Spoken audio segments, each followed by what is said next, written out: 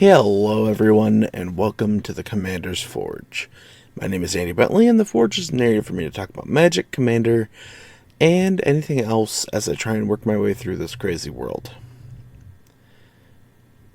Now, today's episode, I am going to do a little review of Phyrexia, All Will Be One, but as anybody who's listened to my content in the past knows, I do not do full set reviews.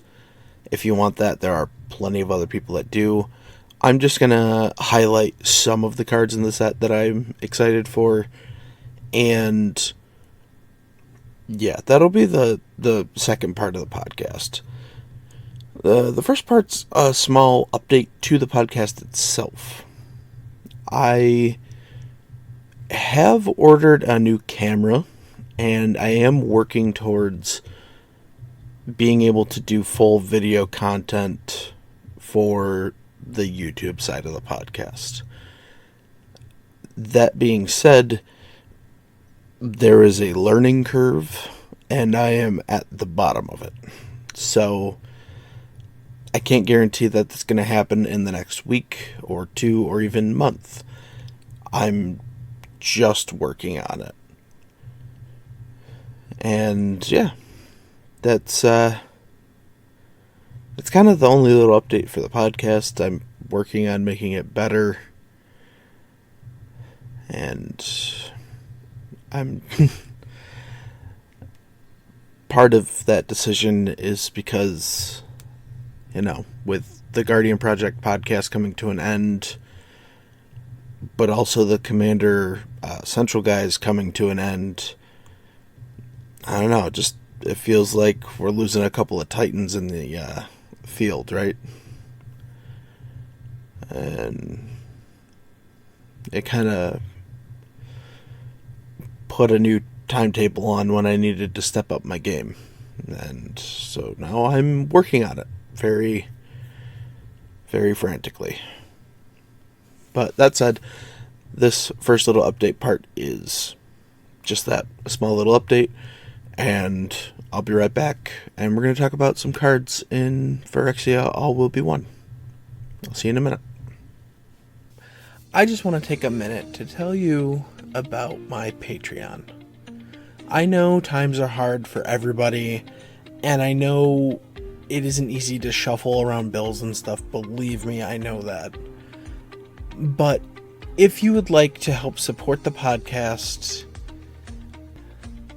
you can find the links to my Patreon in my link tree, which is always put into the description of either the video or the audio, wherever you're listening to it. It would really mean the world to me. Honestly, I'm just struggling to make ends meet most weeks. But that's it. That's all. If you want to help, the links will be where you can find them. And welcome back. Now, again, I do not do exhaustive set reviews for anything, because if you want that, there are 1,000 other places you can go. And for that part, honestly, I don't even single out rares and mythics to talk about, because they're going to mostly get talked to death by everybody else. That being said, that doesn't mean I don't pick some rares or mythics. It's just I kind of focus on cards that I'm excited for, that I want to put in decks that I have, or possibly build a deck around. And the first one up is Skrelv Defector Might. It's a 1/1 for a single white mana. It's a Phyrexia Might. It has Toxic 1. It can't block. And for a Phyrexian White and tap, you can choose a color.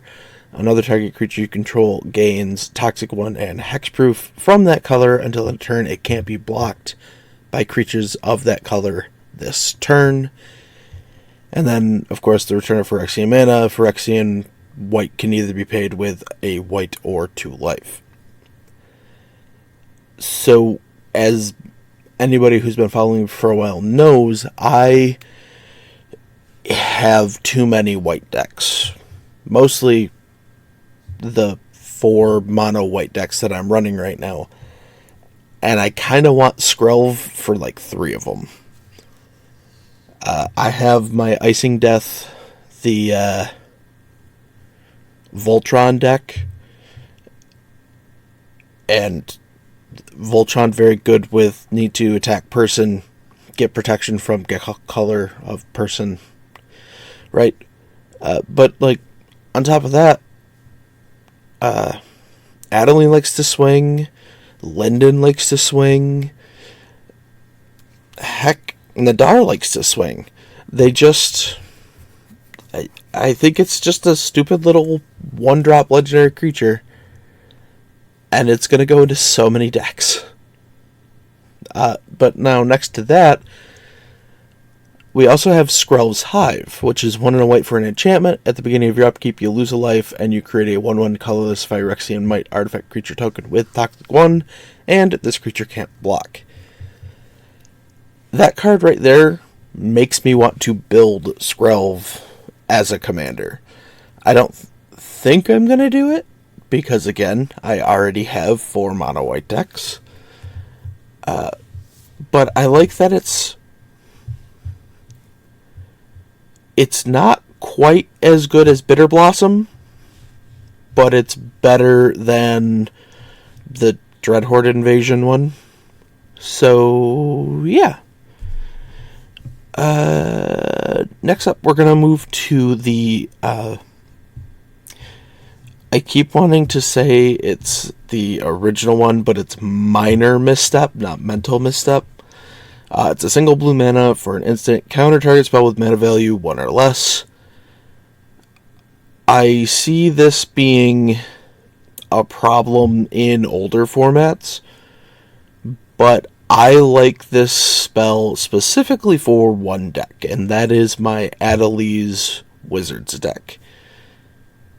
Because I can use this as part of a chain when I'm trying to figure out the math when I'm trying to take people out. Because I know, even if my opponents don't cast something with 1 CMC, I will. And yeah, that's just kind of a little utility that I like. The next one I want to talk about is Prologue to Phyrexia. It's 1 and a blue for an instant. Each opponent gets a poison counter, draw a card. For the most part, again, Adeliz likes this because it cantrips. But anything that I'm looking at that runs Proliferate is going to like this. The fact that it's each opponent gets a poison counter. Yeah, there's not really much else to say about that. And that moves us down to Necrogen Communion. Necrogen Communion is a enchantment. It's an aura for 1 and a black. Enchanted creature you control. Enchanted creature has Toxic 2. But the important bit of this is when enchanted creature dies, return that card to the battlefield under your control. I really like the auras that can bring your stuff back. It's just very good. The other one I'm looking at in black is Infectious Inquiry, which is 2 and a black. It's a sorcery. Draw 2 cards, lose 2 life. Each opponent gets a poison counter.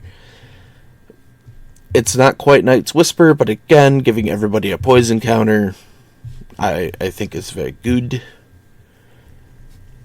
And then we're looking at red. The first one there is Blazing Crescendo. I like this specifically for Layla, the Blade Reforged. It's 1 and a red for an instant. Target creature gets +3/+1 till end of turn. Exile the top card of your library. Until the end of your next turn, you may play that card. So in Layla, you attack with her. You exile the top card of your library. That puts a counter on her. You cast Blazing Crescendo. She gets +3/+1, and then you exile another card and put another counter on her. So in that turn, she's swinging with 5 extra power than what she started with. Yeah. There was another one. Oh, Gleeful Demolition. I'm calling this out because it's a great callback. So it's 1 red for a sorcery. Destroy target artifact. If you controlled that artifact, create 3 1/1 red Phyrexian Goblin creature tokens. It's a callback to an original Mirrodin card that did the same thing, but slightly different, where part of the cost was to sacrifice an artifact you controlled. So this one gives you a little more utility in that you can hit an artifact that an opponent controls, you just won't get the goblins. Now, looking at my list, I actually have several cards in green. The first one up is Bloated Contaminator. It's 2 and a green for a 4/4 Phyrexian Beast. It has Trample, Toxic 1, and whenever Bloated Contaminator deals combat damage to a player, proliferate. There's one place I really want to put this, and a couple of the places I might want to put this, but 3 mana 4/4 in Goreclaw means 1 mana 4/4. So Neanderthal Brain say good. Next up we have Cankerbloom, which is 1 and a green for a 3/2 Phyrexian Fungus. It has 1 and sacrifice it. Choose 1, destroy an artifact, destroy an enchantment, or proliferate. It's just a slightly better Caustic Caterpillar. And for the most part, anything I'm running Caustic Caterpillar in, I'm probably going to run Cankerbloom and Caustic Caterpillar. But it's nice that there's 2. The next one is very specifically for Finn the Fangbearer. It's Iker Spit Basilisk. 2 and a green for a 1/3 with Death Touch and Toxic 1. There's really not much else to say about that, right? So next up we have Thirsting Roots. So this is one that I think is going to be a sleeper common, but it's a single green. Choose 1, search your library for a basic land card, reveal it, put it in your hand, then shuffle, or proliferate. So the number of decks that are going to just love that to get mana, but on the off chance to proliferate a +1/+1 counter on your commander or something, not going to be 0. Alright, now the final green card I want to talk about is Tyvar's Stand. X and a green for an instant. Target creature you control gets +X/+X and gains hexproof and indestructible till end of turn. This is another card for Finn the Fangbearer. The main premise of that deck is Death Touch creatures and then spells that are going to give me, hexproof to dodge removal. So it's just perfect that it can either be just a protection spell, or if I really need to take out one person and they're at a relatively low life total, I can just do that.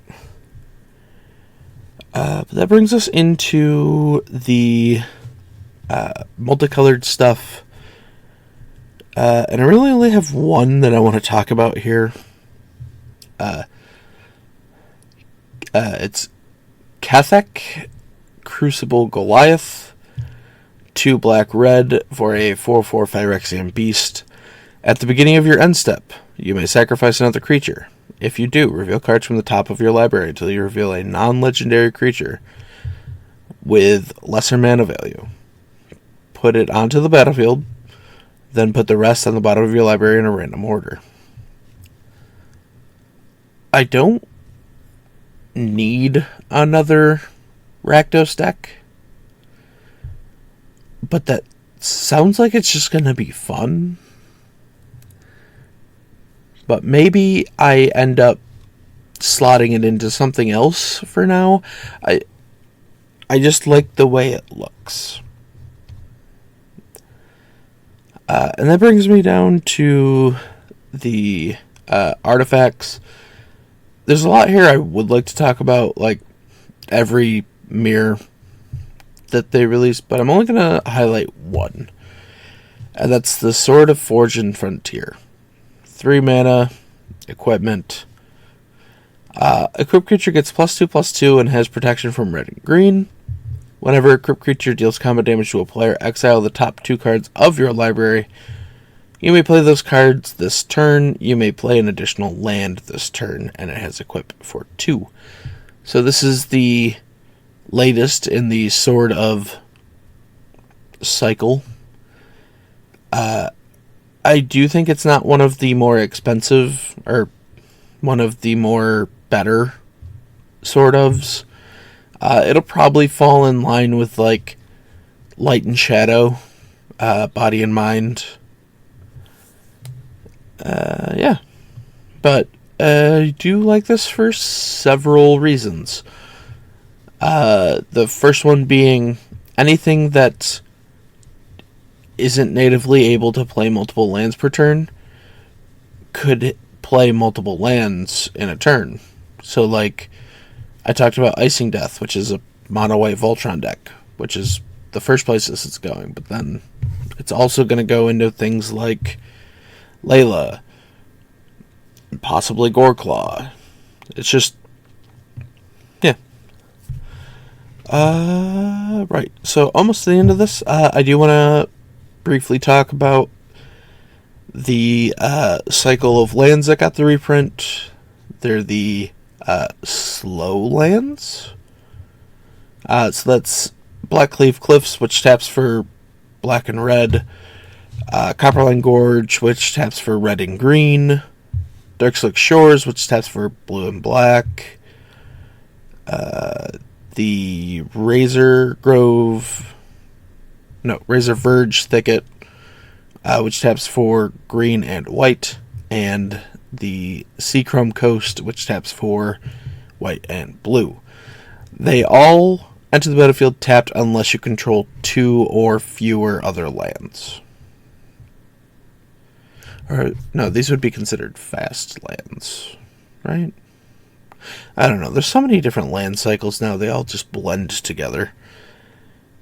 Right. And then I think the most notable reprint here is that we have a new art for Terramorphic Expanse in the set, and that's just nice to see. Now, that's going to be it. We're done, and I will see you next time. Goodbye. Thank you for listening. All of my links can be found in my link tree in the description below. I would like to thank Ian Foss and Cody Mulpey of the band The Crypt for allowing me to use music for my opening and ending, along with Nate and Erica Jacobs for making my original logo. And I would also like to thank Christina McNichol for creating my new logo. And I'll see you next time.